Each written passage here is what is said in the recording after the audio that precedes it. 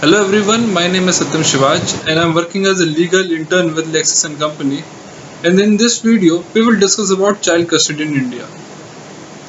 It has been evident in several landmark judgments that the court have given high importance to the best interest and the right of the child compared to the right of the parent than anything else while assigning the custody after divorcing to a particular parent. However, there are maybe exceptions or special circumstances that court considered on the case-to-case basis. For example, in a case of child less than 5 years old, the custody is usually given to the mother, and generally father gets the custody of the older boys and mother is given the custody of older girls. The court also considered the choice of the child who is above the age of 9. Now let's see the type of child custody. It brings upon to the point where it becomes imperative to throw light on the types of child custody allowed by the Indian laws. It can be one of the following kind. First being the physical custody.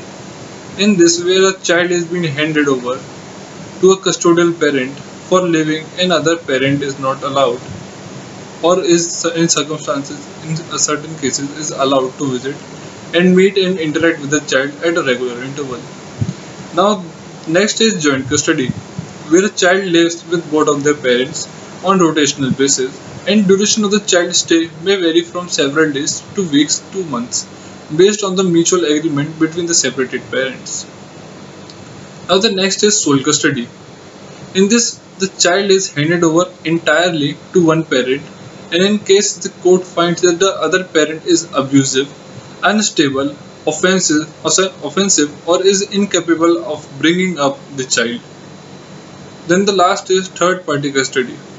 In this, a guardian or a third person gets the custody of the child from the court instead of the biological parents. This is often termed to as a non-parental custody. Now let's see the child custody laws in India. We must also briefly know legal provisions that are applicable.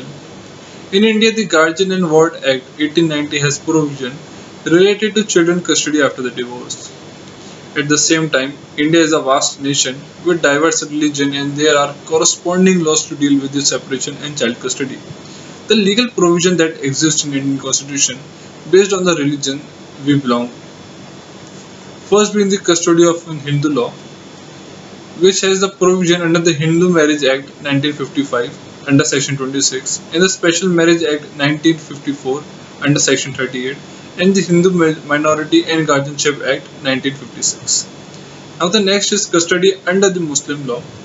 In this, it allows only to the mother to seek the custody of the children under the right of Hizanat. Now the next is custody under Christian law.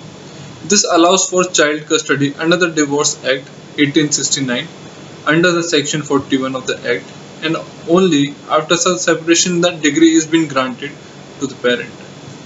Now the next is custody under the Parsi law, which allows for children custody under the Guardian and the Ward Act 1890 and provides high importance to the welfare of the child. Court in Srinath Prasad vs.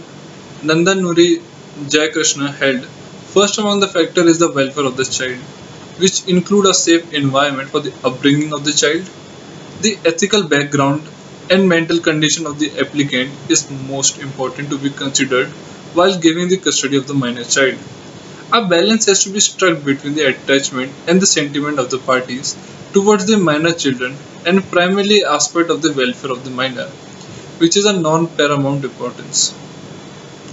Whereas court in Nil Ratan Kandu vs. Abhijit Kundu held that if a child is at an age where they can understand the situation, then their opinion is also considered by the court while granting the custody.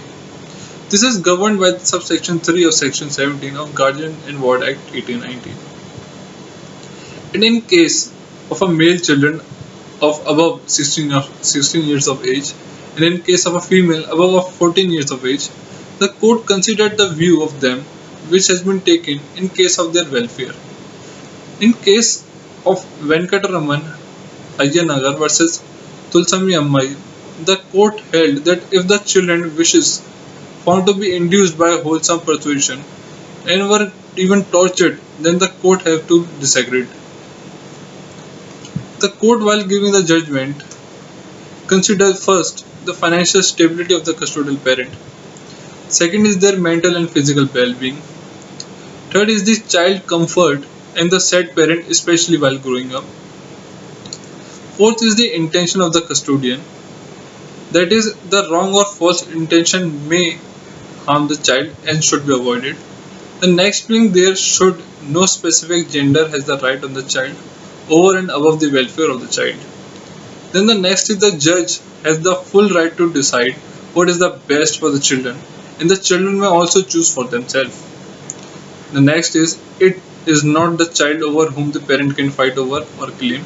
It is only the child's welfare, growth and safety which is of the prime importance. Then the next is the child is not a source to inherit the property in case of a divorce or a maintenance. And the last is through its decision, the court makes sure that the child is not used and their healthy development is ensured. That is all for today's video. Thank you for watching. Please like, share and subscribe.